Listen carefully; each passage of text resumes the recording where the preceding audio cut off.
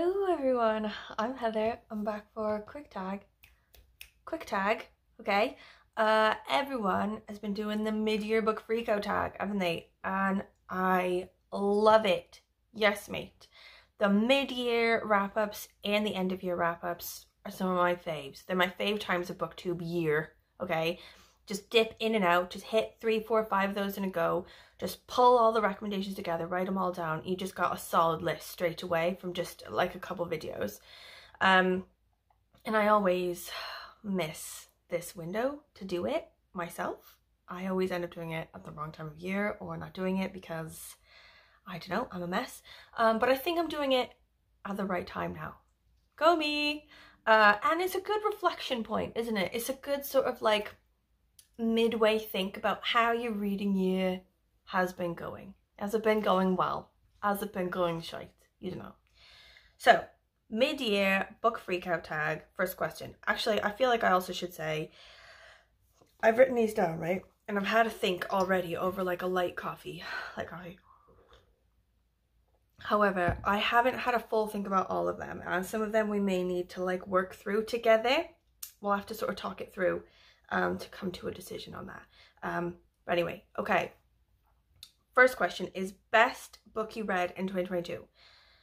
And actually I did have like a huge problem with this one. Okay, so like, you know, when someone's like, what's your favorite book? I'm like, no mate, that's not a thing. I have like 8,000 favorite books. But usually when you nail it down to a year or even just a 6-month period, it becomes easier, correct? However, I feel like there's no standout for me currently. I've got 4 at the minute that I can mention. Okay, I've got some other ones actually in this launch of BookTube prize books. Like the assignments I got for this BookTube prize round were ace, and several of them are gonna be like in this round of favorites for this year. But I can't say what they are yet until the end of July. So I've taken them out, and I've left just 4 remaining. Okay, and I'm not even sad about it. I'm not even sad.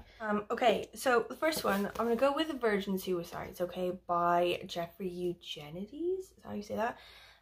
This one was banging. This was one of the very first books I read in the year, and it's so good. It's basically this guy who's older, talking about a time when he was in high school, when these 3 girls who went to his high school, they were all sisters who all killed themselves, sort of like roughly in the same period. And it's like, I don't know, it's a bit cult classic-y. It's a bit like, you know, it's a bit weird and funky and amazing. I loved that. I loved like the narration, like he's got a really good narrator. Anyway, okay, then I'm gonna go with The Mist by Stephen King. This one is tiny, you know, hit that really quick, which I love. The show version of it is awful, but apparently there's also a movie version, which I missed and I'll have to see. But the book, banging. Okay, there's like this mist, obviously, that comes out over this lake house. And it's like after a big storm and like all the trees are down and everything. So this guy takes his son into the grocery store in town to sort of pick up some stuff for the storm, leaves his wife at home. And then this mist sort of engulfs them, and turns out there's some scary shit in the mist. And like it's from like, okay, I'm not gonna like give huge spoilers, but it's roughly related to this like military testing thing. So it's not just, say, a normal sort of mist. It's like a freaky mist, and it's dangerous. Anyway, that was crazy good. Also, I love the character, like the main character dad guy. It's basically about us. Okay, next one. Snapdragon by Kat Lee. Kat Leigh? Don't know. This is a graphic novel. And it was amazing. So it's this kid. She doesn't have a lot of friends. She lives in a trailer with her mother. Her mother works a lot. She's also working for, like toward a qualification, like a degree. So the kid ends up sort of hanging out a lot by herself. She's really into animals as well, and she has a dog. She chases her dog, or she's like going looking for her dog because her dog is missing. She finds the dog with like the area witch. Like everyone thinks that this woman is like a witch, but really she's just like this like cool as fuck, like hippie, chill, like animal rescuing lesbian. She's amazing. And like all the stuff sort of comes up. Like she goes and she hangs out with this like witch lady or whatever and learns how to take care of these like orphan possums. But then you find out that, like, I don't want to spoil it for you. I don't want to spoil it for you, but is she an actual witch? Is she? I don't know. I'm just gonna leave that with you. But awesome. It was awesome. Okay, also, the fourth one, got from the library, so I can't show it. But it is The Blue Tent by Richard Gwynne. And I think I've talked about this one a shit ton. I also went on Sean the Book Maniac's channel and talked about it as well for one of his things. So I'm not going to talk about it loads again, but it basically launched me into my new obsession with Borges and like the Aleph and the Labyrinths and stuff like that, because it's got like an element of that in it. But basically this guy who's in Wales, he inherits this old house from his like crazy aunt. And then one day a blue tent shows up and there's like a girl in it, and he's like, what the F are you doing just like camping on my property? And then it turns out that the tent is like, there's something up with the tent. It's like a magic tent. It keeps coughing up people. So if the girl moves out of the tent, moves into the house, tent stays there. But then someone else lives in the tent now, but they didn't come from somewhere else to live in the tent. They like came from the tent, like the tent coughed them up. Like the tent is like this infinite sort of thing, like where it like has infinite worlds and infinite people and like whatever. Like it's crazy, but I love the crap out of that one. So that's my fourth one. Okay, so we did that one. Okay, number 2, best sequel. Oh shit. Sequel. This is probably Dead India, which is upstairs. Give me a sec. Okay, I have it. Like, I get rid of pretty much all the books that I finish reading. I don't keep a lot of books in my house I've already read. But I put them in a box, and I only really give them to the charity shop every like 4 or 5, 6 months or so. So most of the ones I've read this year are still in the box and I haven't been given away yet. However, so the best sequel I think that I read this year is Dead India, The Broken Halo, which is also a graphic novel. It is a sequel to this one, Dead India #1. So the basic premise of this is that it's like a haunted house feature in an amusement park, which is also incidentally an actual haunted house. And there's these kids that work there, like teenagers. One is like neurodivergent and one is trans. One is actually living there with his dog in the first like installment. And then in the second one, they're sort of just like continuing like fighting on these like, it's like basically like, it's like kind of a haunted house, this house, but it's more like a sort of portal to hell and a portal like to all other realms. So there's like sort of like heaven realms as well, and you sort of like find out backstory of a couple of the demons that are in the first book.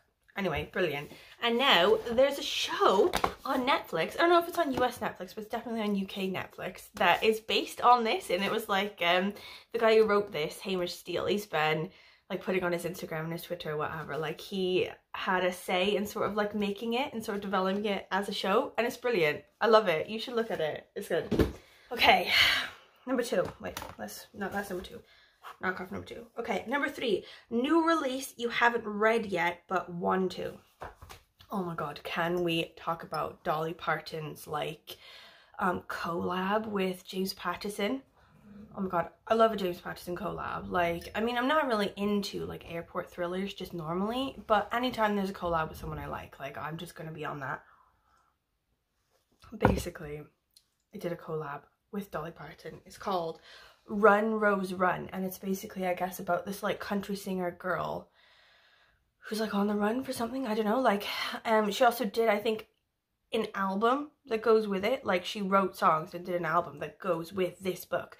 She also did an audiobook, which I think I'm going to do the audiobook, not the book. I have it on hold in my Borrow box, which is like my app for the library. So as soon as I get access to that, as soon as the library lets me have that, I'm on that. So that is number 3. Number 4, most anticipated 2022 upcoming release. And I think, like, I've been thinking about, so I haven't been as engaged in the land of new releases this year as I normally am. Like, normally I'm like, when's that coming out? When's it too? Like that. But this year I've been on like a partial book buying ban. I'm only allowing myself to buy 2 new books per month for the whole year, and never like more than 2 at a time or whatever. So I haven't been you know, like I've been like actually trying to like sort of avoid like seeing like new release sort of stuff, because I don't want to like feel like I'm missing out this year in my like reset year. Like next year I'll be like hot on new releases again and like buying books all the time. But at the minute I'm in like a reset year to sort of like get my piles down. And I don't want to feel like, you know, like I'm depraved or I'm like sacrificing absolutely loads. So I've been like pulling out and not letting myself like drool over stuff. But I have seen Mel C, Sporty Spice. Like, she's gonna have a memoir out soon, and I love a celebrity memoir. Don't ask me why. I just love them. So her one, I think it's called like I Am Me or Me Now or something like that. But I also saw, I just wrote down, Fairy Tale by Stephen King. I love Stephen King, obviously. But this one, like the premise sounds so cool. Like it's like a portal, like there's like a backyard shed, and there's this like old guy, and this kid finds out that this shed in this old guy's yard is like a portal to another world or something. And I love that idea, that premise. So those are the two I'm waiting for, but we'll probably have to buy them next year, as you do. Okay, number 5, biggest disappointment. And I think for that one, what have I got? Okay, I think this one is probably going to be the second Bridgerton book. So the first Bridgerton, I didn't love it. I also didn't love the show to shit, you know? I just sort of liked them, but I think in my mind I sort of built them up, like, because I spent ages sort of like binging the show, and it like, I don't know, I guess I quite enjoyed it, you know? And then I think I built up in my mind that the first one was also, like, the first book was also really good. And I don't know, I think irrationally I built this up in my mind, and then it ended up just being, like, super shit. Like, super repetitive and, like, super forced and, like, cheesy and like, okay, I would say Outlander is cheesy in a good way that I enjoy. This was cheesy in a bad way that I did not enjoy. I gave this 2 stars in the end, and it was hard for me to finish it. I was like, no, I will finish it. But also, another one, weirdly, Where the Wild Ladies Are by Matsuda Aoko. Is that how you say that? Translated by Polly Barston. This is stories originally written in Japanese and translated into English that are sort of based on Japanese legends, or sort of like, you know, cultural like myths and like horror stories in that way. And I quite liked the first story, but then the rest of the stories were just really boring, and I couldn't bring myself to finish it. I've DNF'd this book, even though it was like one of like my most anticipated reads for this year. I wanted to get to it so much. I wanted it to be amazing. Just everything about it and everything everyone was saying about it just like hit me hard. Like, oh, I'm gonna love that. And then it like was like, I couldn't even bring myself to finish it. I was just too bored. Anyway, okay. Biggest disappointment, we're gonna have done that one. Number 6, biggest surprise. And I think for that one, I'm gonna go where hold on. Cardiff Dead by John Williams. So this one, I think I randomly found just like in the book hut during the pandemic when all the bookstores were shut, and the only place I could go and like feed my desire to get more books was this random like phone booth. It was like a deserted phone booth in the park, which everyone had sort of filled with books and like turned it into a sort of thrift bookshop. And I just randomly found it there, and I was like, oh, okay, fine, like whatever, I'll just get it. Not really thinking that was gonna be any good. And I sort of set it out for Dewithon like in March, when I was reading like books about Wales, or like set in Wales or by Welsh authors or whatever. I set it apart as like one of my books to do with Wales, thinking maybe I'll get to it, maybe not. And then when I let my kid pick which book she wanted me to read, she picked this because it has flowers on. It looks like cheerleading, she said. Anyway, I read it despite everything telling me I don't want to read that. Why is it in my house? And it ended up being like a sleeper hit. This is like very close to being one of my favorites for the year. It didn't make the list, I don't think, because you can't pick like every single book. But it was amazing. So the idea is, it's Cardiff in the 90s, right? And this group of like 40-year-olds or whatever have gotten back together for a funeral of a guy who used to be in the band that they were in. And it sort of like hops between like different timelines, like in the 90s when they're in their 40s and they're meeting up again. And then it pops back to like early 80s or whatever when they were in this ska band together. And it's sort of like a history of them, you know, and of ska music and everything, but also of Cardiff, like where I live now. The setting was really good, and the dialogue is really authentic and amazing. I really enjoyed that. Okay. Biggest surprise. We have Dunzoed on that. Number 7. Favorite new author. And I think, I don't know, I just sort of like wrote this down quickly. So I don't know for certain if that's favorite new author as in a new author that's your favorite, or if it's like new to you. I think it might be like a new sort of fave author to you. So I'm gonna go with that. And I think here, so I think Richard Gwynne, the one who wrote The Blue Tent, might be one of them. I haven't read anything else of his, but I really enjoyed his writing and I want to read something else that he's done. I think he's also done one called Color of a Dog Running Away or something like that, which sounds really good. But I haven't been able to get it in my library yet. I will at some point, and I imagine that I will also enjoy that and he will become one of my favorite writers. But I don't know yet. Same with John Williams. So this guy, I really like his writing and I want to get more of his stuff, but I haven't done that yet. So I just sort of think he'll turn into a new sort of favorite writer. Also another one, Louise Erdrich. So I read her one, The Sentence, for BookTube Prize, and I didn't like The Sentence because I didn't like the last half. But I could tell that it's just going to be that book. Like her writing, I think I really enjoyed, and I really enjoyed the first half of the book. So I think I'm going to get more of her stuff, and potentially she will also turn into a new favorite writer. God, that one was hard. That was hard. Okay, we're just going to... That one's done. We've hit that one. We're moving on. Okay, number 8. Your newest fictional crush. Okay. This was hard. I think the main reason this one's so hard is like because of the kinds of books that I've been reading this year. Like, where quite a lot of the characters are just incredibly flawed. Like, and like a bit unlikable, you know? So it's like, it's hard to have a crush on any one of the people in the book because, you know, while the chaos of them being awful people is a good book, you know, it's not really good for crushes. Anyway, I was thinking, so at the beginning of the year, very beginning of the year, Bert and I read Moonraker together. It's Bond. And I was surprised by how different book Bond is from movie Bond. Do you know what I mean? Like, movie Bond, he's just so suave. Like, everything about him, like, he never makes a mistake. You know, he never just, like, does normal stuff. He just, like, you know, everything about him is like a superhero almost. Like, he's supposed to be a normal human man, but he's not. He's like a superhero. Whereas in the book, he is like a normal human man. He's just a spy, you know, so he's got skills. You know, he's got mad skills, but in like an attainable sort of way. And I thought that was pretty hot. And I think I have like a bit of a crush on Book Bond now. And when I think of him in my head, I think of him as just like quite a normal, like upper class English guy. Do you know what I mean? Like, let me think of like somebody in like a sort of movie or something where the person is sort of upper class, but in a time when that's like, you know, a distinguishable thing, you know, like where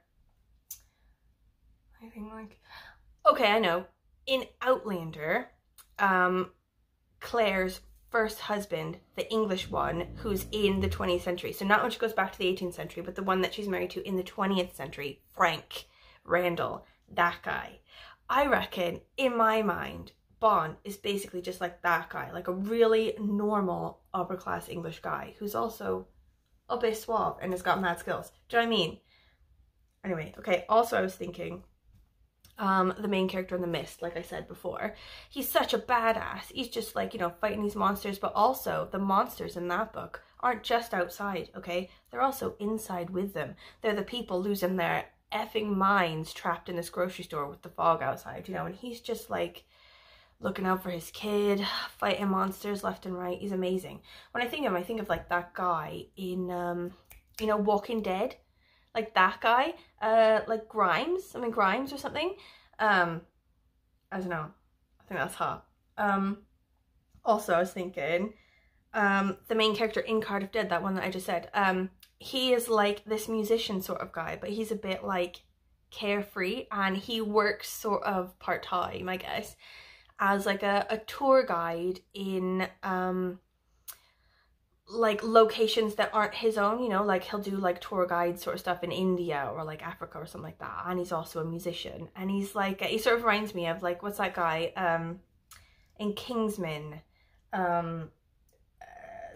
Strong, Mark Strong. He's like, his description and everything is sort of like that guy, but when Mark Strong is like being papped doing other like normal stuff, you know, not like his like villain look, but like him just like in a t-shirt, like a leather jacket, walking around, do you know what I mean? Okay, also super hot, the Wanderer guy in the blue tent. So in the blue tent there's like this like the tent like keeps coughing up dudes and stuff, and it coughs up this dude who's like an itinerant farmer, and he's a bit of like a wild guy, you know. He's like, yeah, I was like with my mates down the pub, you know, and like he like doesn't want to like settle anywhere, you know. He's just like, you know, messing about with his life. And I envision that guy as like, do you remember that movie Sweet Home Alabama? Like Josh Lucas, I think, in Sweet Home Alabama, when he's like got like his plaid shirt on and he's like fixing a truck, you know. Hot. So hot. Okay, number 9, newest favorite character. And I think I'm gonna go with it, hold on. The witch in Snapdragon, okay? So I was saying about like her being like this sort of hippie woman who does not give an F about anybody. Like, she's just all kinds of cool, this one here. Like, the kid's like mildly afraid of her. She's like, oh my god, she's a witch. And she does like walk around in black, like when she's walking around and like doing her work. But then she sort of comes home and she brings the kid in. She's like, come in. And she just like looks like that. She's like wearing Crocs and she's like got crazy t-shirts on. She's like missing an eyeball. Like, she's just chill as F. She like helps all these animals. She's like an animal rehabber, a rehabilitator. Like, she finds, you know, like animals hurt in the woods and stuff, and she like helps them. She like picks them up and stuff. And also she does like side work, which is like taxidermy. So when she finds the animals that are dead on the road that she can't help, she like turns them into like stuffed creatures that she sells online for money. I don't know, she's just really awesome. Like, this was her like as a younger her, when she was like in love with the kid's granny, like when she was younger. She just looks brilliant, so cool. Okay, done with that one. Newest favorite character. Okay, a book that made you cry.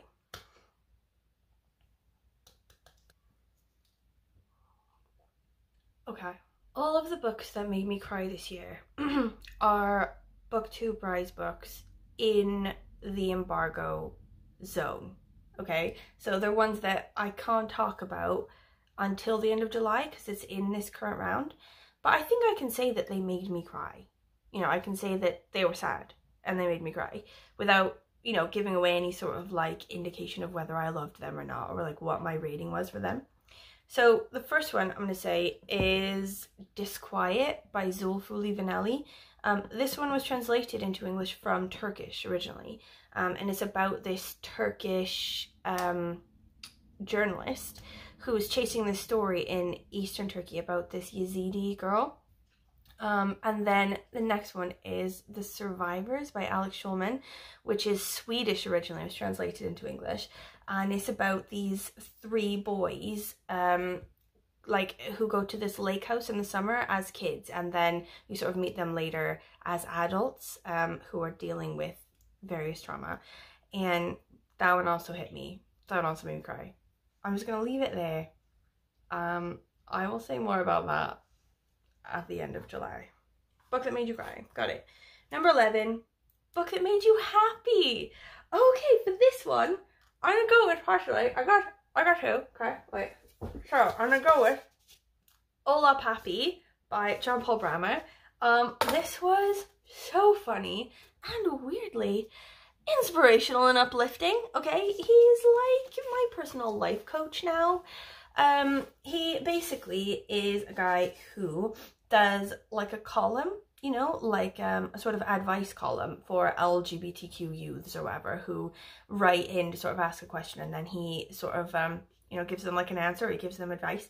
And this one is sort of based on that column, but also as a memoir, sort of like also, you know, like putting in his life experience as well. And I fully enjoyed it. It was super funny. Also, just like made me feel like surged with the good advice, you know, like I've just had a meeting with my life guru and maybe my life isn't awful. Do you know what I mean? Like that. Like a warm, tingling feeling. But also, on top of that, I'm going to go with... where'd it go? Oh god, I've got so much shit.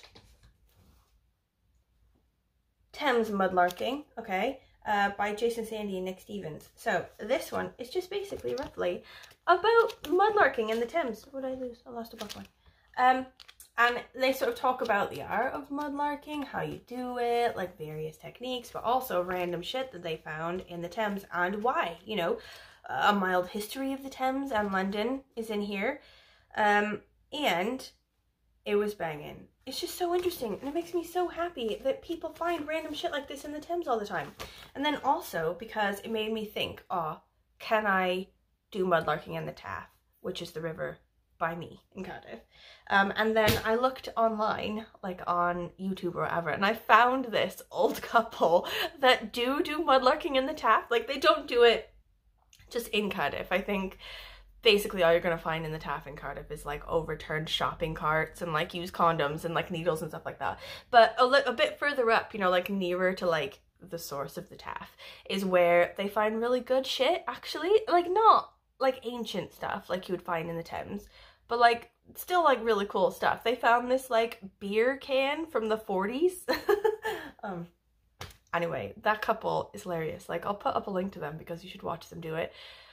I love them. They're brilliant. Okay. Last question, number 12. Most beautiful book you bought this year.